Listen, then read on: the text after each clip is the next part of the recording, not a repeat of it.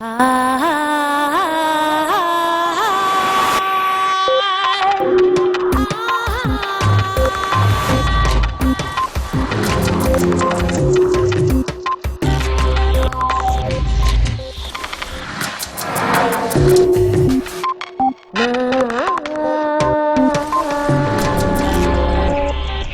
unidades de información son lo que crea la realidad, no las unidades de materia ni de energía. Vlatko Vedral. La escala más pequeña del universo, la que se rige por las leyes de la física cuántica, parece un desafío al sentido común. Los objetos subatómicos pueden estar en más de un sitio a la vez. Dos partículas en extremos opuestos de una galaxia pueden compartir información instantáneamente, y el mero hecho de observar un fenómeno cuántico puede modificarlo radicalmente. Pero lo más extraño de todo, según le explica el físico de la Universidad de Oxford, Vlatko Vedral, a Eduard Punset en este capítulo de Redes, es que el universo mismo no estaría compuesto de materia ni de energía, sino de información.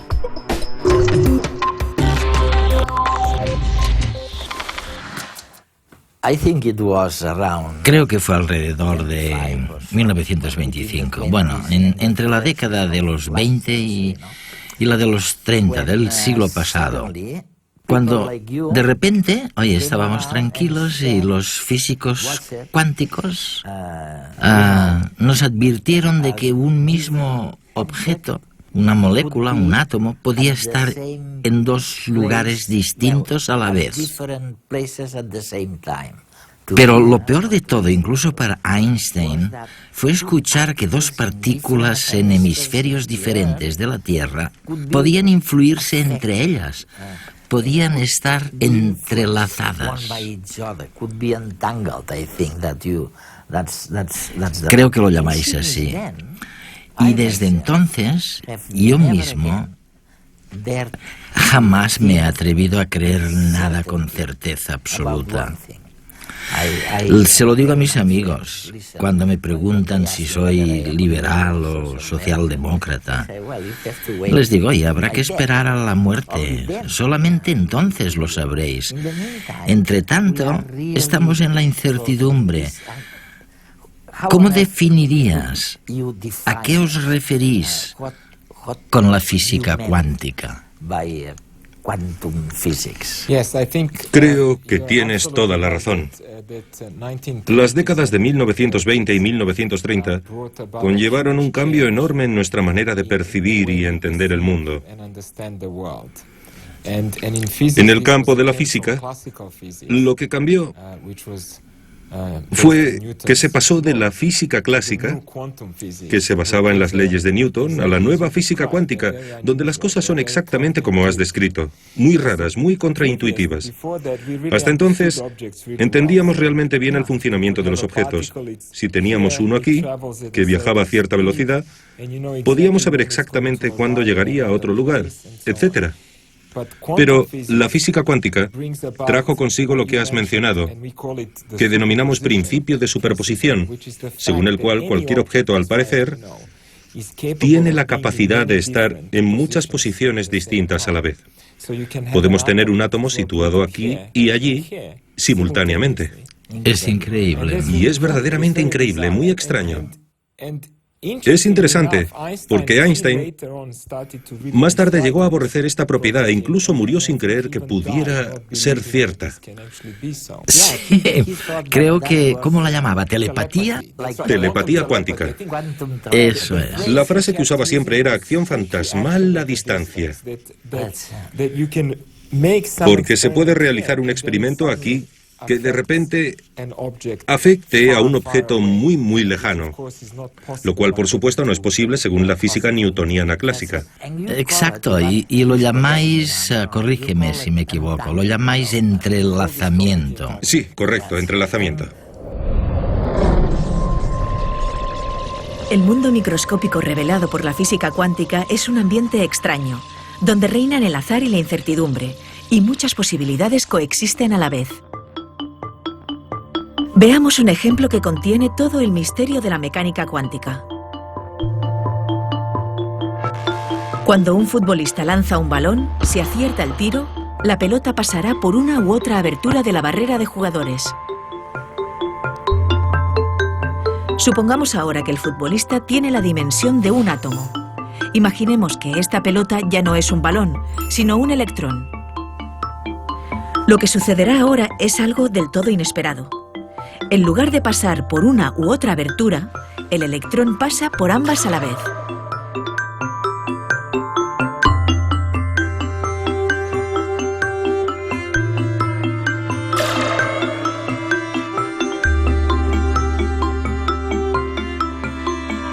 Como el resultado desafía el sentido común, se puede poner un detector cerca de las aberturas para intentar aclarar el misterio. Lo que ocurre es aún más enigmático. Al intentar observar directamente el paso de los electrones por las dos rendijas, el fenómeno desaparece misteriosamente y estas partículas se comportan como las pelotas de fútbol. Pasan por uno o por otro espacio y no por los dos a la vez. El mero hecho de observar el fenómeno lo modifica radicalmente. El experimento contiene algunas de las ideas básicas de la mecánica cuántica.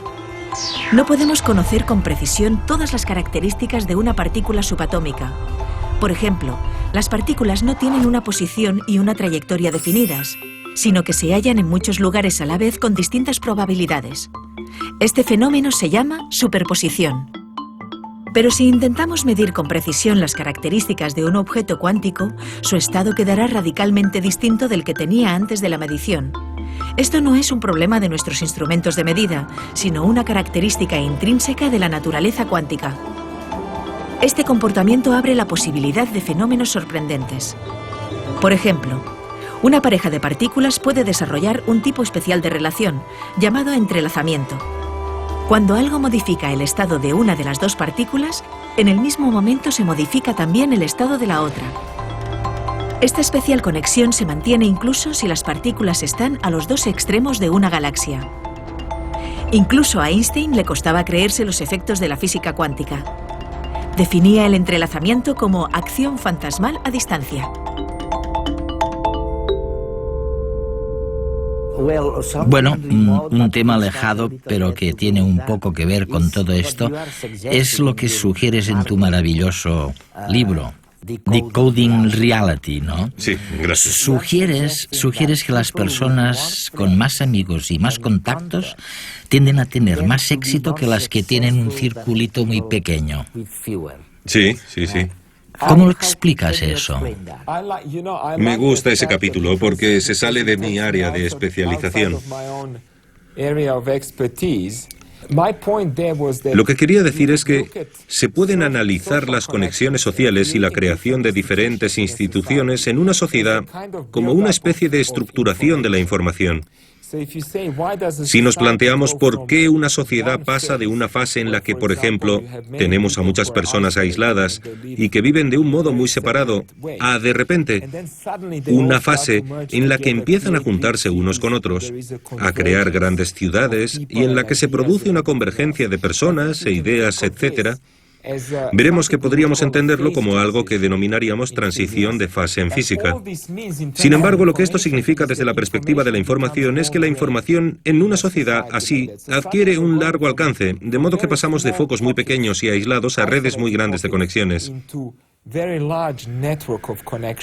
Y sabemos por experiencia que un sistema grande y conectado es mucho más eficiente, simplemente porque la información se intercambia a un ritmo mucho más elevado. Es verdad, es verdad. Hoy, estamos en Oxford. Y esta mañana he ido a un museo no muy lejos de aquí. Sí. Sí, sí. Es un museo en el que se muestran las dos principales rutas que había al comienzo de esta especie de transición de fase a la que tú te refieres. Por un lado estaba la ruta de la seda. Sí, sí, sí. Que iba desde el Mediterráneo a China, al oriente. Sí.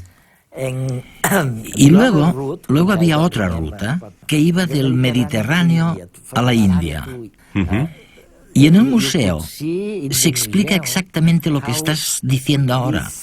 Se ve que al principio teníamos un lugar, un entorno en el que la gente se dedicaba principalmente al chismorreo, como decimos ahora, a intercambiar información entre ellos. Sí. Y empezaron a intercambiar mercancías, ideas y también gérmenes y genes. Exacto, todo se propaga. Pero de repente surgió algo nuevo de la nada. Sí, sí. Creo que es una buena analogía y me parece que si analizamos la manera en la que se hace la ciencia ahora, otro buen ejemplo es que yo ahora volaré a Japón y la cultura japonesa es muy distinta de la que tenemos en Europa. Sin embargo, nos podemos sentar a debatir. Todos estamos al día exactamente de los mismos temas en el campo de la física. Incluso hay una especie de carrera mundial para ver si será Japón o China o Australia o Estados Unidos quien resuelva algunas cosas. Y sin duda nos comunicamos mucho más rápidamente. Y todos viajamos. De lo que dices ya no la necesitamos esta ruta. No, parece... Tenemos una comunicación global. Y que ya hemos alcanzado la convergencia en gran medida. Pero no creo que se mencione la ruta de la computación cuántica de aquí a 1000 años. La información siempre ha sido fundamental no solo para el funcionamiento de la sociedad, sino para todos los aspectos de la vida. Pero, ¿qué es la información? Los hechos más sencillos suelen ser binarios. Un interruptor está encendido o apagado. ¿Una mujer está embarazada o no lo está? ¿Una rueda está pinchada o no? ¿Una modificación genética ocurre o no ocurre? Los hechos que se pueden describir de esta manera contienen un bit de información, es decir, una unidad que puede ser 1 o 0, sí o no. Cuanto más complejo es un hecho, más bits se necesitan para describirlo. La vida misma se fundamenta en la información. El código genético, el ADN, presente en cada célula del cuerpo, no es nada más que una secuencia de instrucciones básicas para el funcionamiento del organismo, pura información. Hoy la física cuántica está revelando que las unidades fundamentales de la realidad están hechas de información. Según la cuántica, una partícula no tiene una posición o una energía concreta, hasta el momento en que un observador la mide y entonces recibe la información de que la partícula está en un estado determinado. Según algunos científicos como Vlatko Vedral, la materia y la energía no tienen una existencia independiente y anterior a la observación.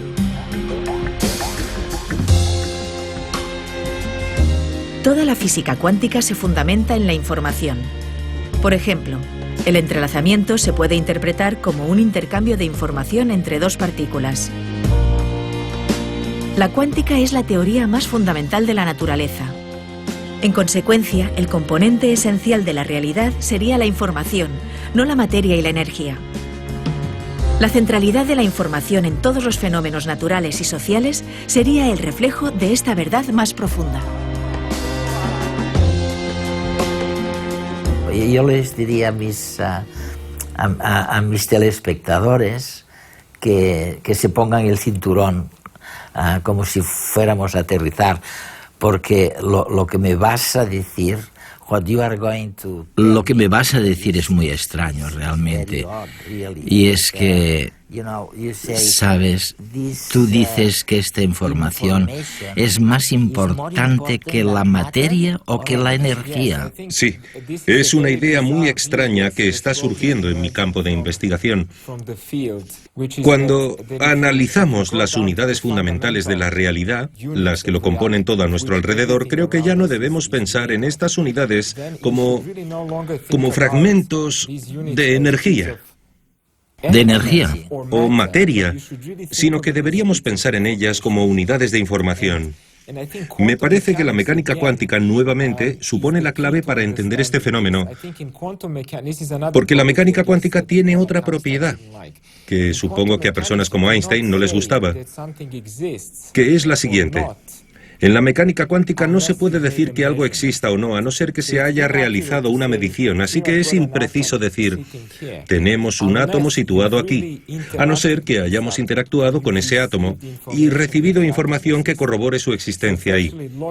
Por ende, es incorrecto lógica y físicamente, o mejor dicho, experimentalmente, hablar de fragmentos de energía o materia que existan con independencia de nuestra capacidad de confirmarlo experimentalmente. Puesto que, de algún modo, nuestra interacción con el mundo es fundamental para que surja el propio mundo, y no se puede hablar de él independientemente de eso. Por esta razón, mi hipótesis es que, en realidad, las unidades de información son lo que crea la realidad, no las unidades de materia ni energía. Por tanto, es mediante estas unidades de información, la información que la gente consigue, ver un tren o la calle.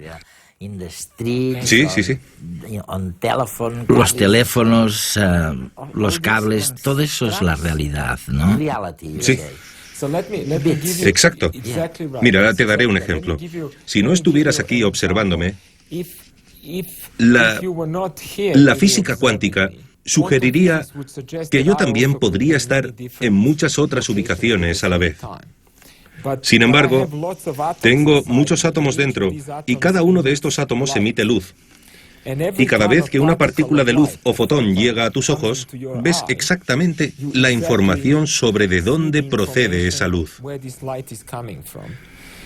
Y como emito muchas partículas de luz por segundo, sigues recibiendo la misma información de que estoy sentado aquí hablando contigo. Pero si pudieras aislarme de algún modo y asegurarte de que no emitiera ninguna información, entonces probablemente podría estar en varios sitios simultáneamente. Es muy extraño.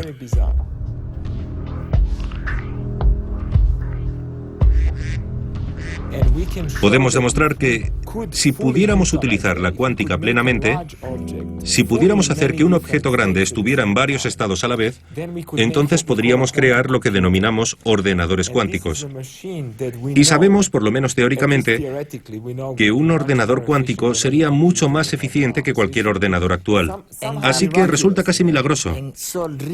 O sea que, realmente, las ventajas tecnológicas de la física cuántica, ¿cuáles son entonces? Una ventaja sería lograr operaciones computacionales rapidísimas, pero por supuesto, ahora mismo no podemos mantener un número suficientemente grande de átomos, por así decirlo, de bits cuánticos, en este estado de superposición que les permite estar en muchos estados distintos a la vez. Probablemente, si tuviera que apostar, diría que necesitamos quizá 20 años más antes de conseguir un ordenador cuántico realmente grande. Sin embargo, lo que ya tenemos, y es otro aspecto fascinante, es lo que denominamos criptografía cuántica. Es verdad. Cabe recordar que la criptografía es la ciencia para lograr una comunicación secreta entre las partes que nadie más puede interceptar. Y no es difícil imaginar por qué despierta el interés de todo tipo de organismos en el mundo. Todo tipo de organismos de seguridad.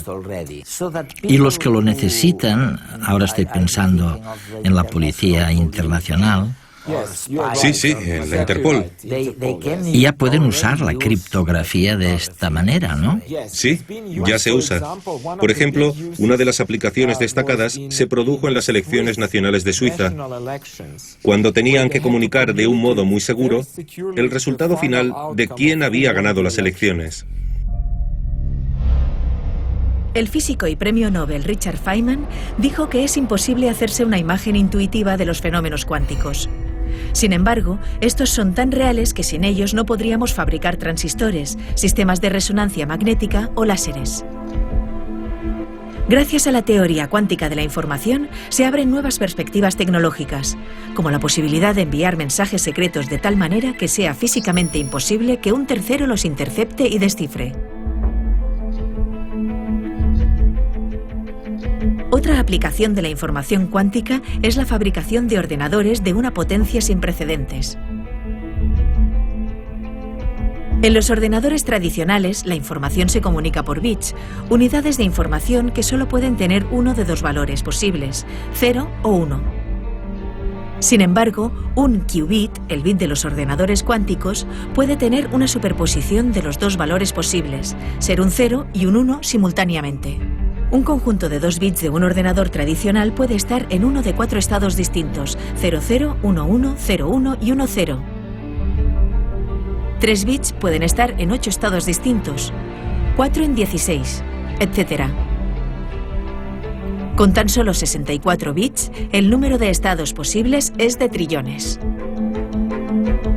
Mientras un ordenador tradicional registra estos estados uno a uno, un ordenador cuántico podría procesarlos todos simultáneamente.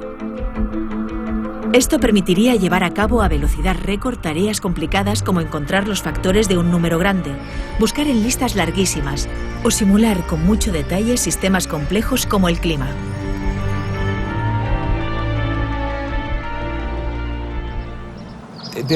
Bueno, hay algo que me parece tremendamente apasionante ahora mismo, aunque estamos en los albores, y es un campo que recién acaba de empezar. Se trata de una disciplina que empezamos a denominar biología cuántica.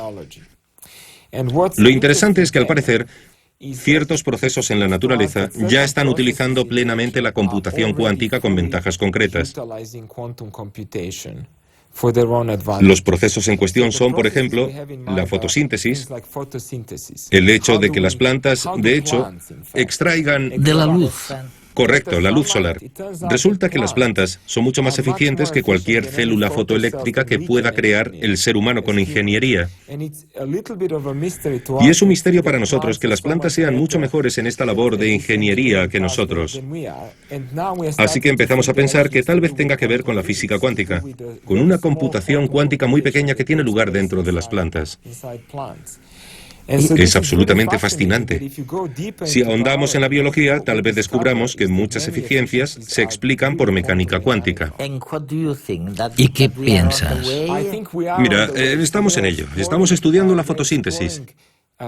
Y también un fenómeno llamado magnetorrecepción, que es otra de las grandes maravillas de la naturaleza, porque muchos animales pueden detectar la dirección e intensidad del campo magnético externo y utilizarlo para orientarse en las migraciones. Ah, sí. Nosotros no tenemos esa capacidad, pero nos parece que la capacidad de algunas especies que estudiamos es realmente cuántica. Se basa en una pequeña computación cuántica. Y creo que sería fabuloso identificarlo y entender exactamente cómo funciona. Me recuerda unas mariposas que vi en México y que volaban desde el Canadá. Mediante el campo magnético, mediante su conocimiento de los campos magnéticos, llegaban al lugar adecuado en México. Mira, hace poco publiqué un artículo sobre el tema que captó mucho la atención de los medios y apareció en casi todos los periódicos. Resulta que hay una molécula en la retina del ojo de un ave concreta que se encuentra en un estado de entrelazamiento, y por eso fue una gran noticia, porque de repente constatamos que el entrelazamiento cuántico lo utilizan las aves para navegar. Estas aves vuelan desde Escandinavia y recorren todo el camino hasta África. Es realmente increíble que al parecer utilicen la mecánica cuántica. Lo llamáis entrelazamiento. El hecho de que dos partículas de su ojo estén entrelazadas. El modo en el que cambia el entrelazamiento depende del campo magnético externo. Eso da lugar a varias sustancias químicas que se propagan al cerebro del ave y le permiten orientarse. Descodifican y codifican la imagen del campo magnético. Los extraños fenómenos cuánticos que suceden en escalas atómicas o subatómicas no son visibles en la vida cotidiana. Pero algunos científicos piensan que estos fenómenos siguen actuando, aunque de manera menos visible, incluso en objetos muy grandes. Por ejemplo, en las plantas.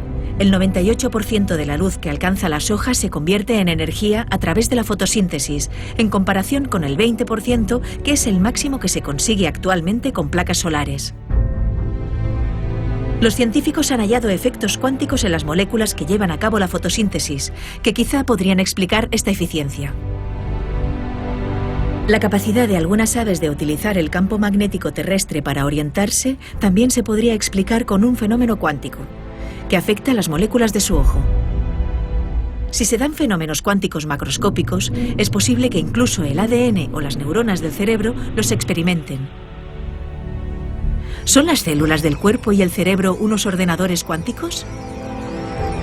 Algunos científicos empiezan a creer que la presencia de la información en todos los aspectos de la vida y de la sociedad se fundamenta en los mecanismos cuánticos básicos.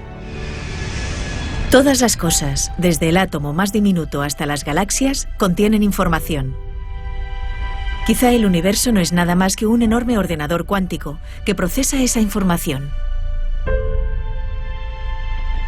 Vlatko, además, veamos, en mi opinión, y probablemente esté equivocado, pero en mi opinión, la ventaja más clara de esta manera de ver las cosas, de ver la realidad, es que tiene la tremenda ventaja de proporcionarnos un poco de incertidumbre, ¿sabes?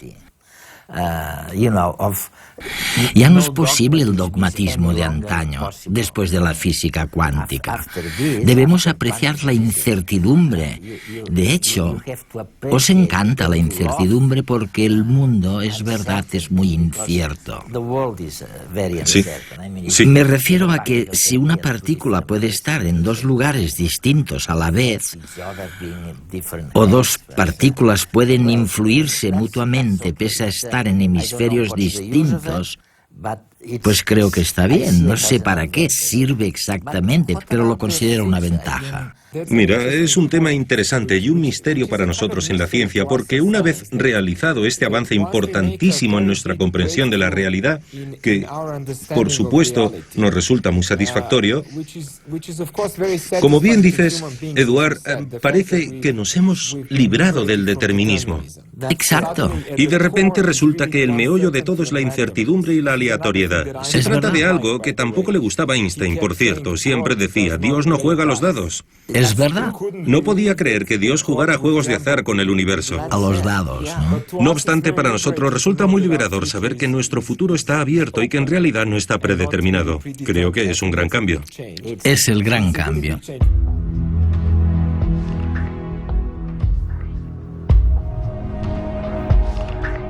Yo creo que realmente ni los propios físicos cuánticos se dan cuenta de lo que ha sido su gran contribución al pensamiento moderno.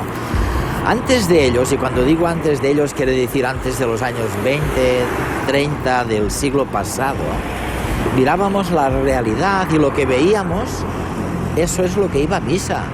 Era tal cual la veíamos.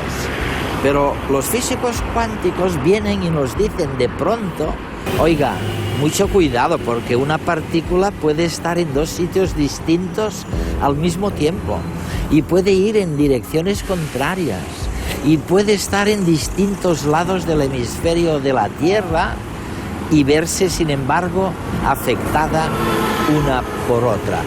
Desde entonces, realmente, solo hay incertidumbre. Lo que sabemos de la realidad es que es incierta.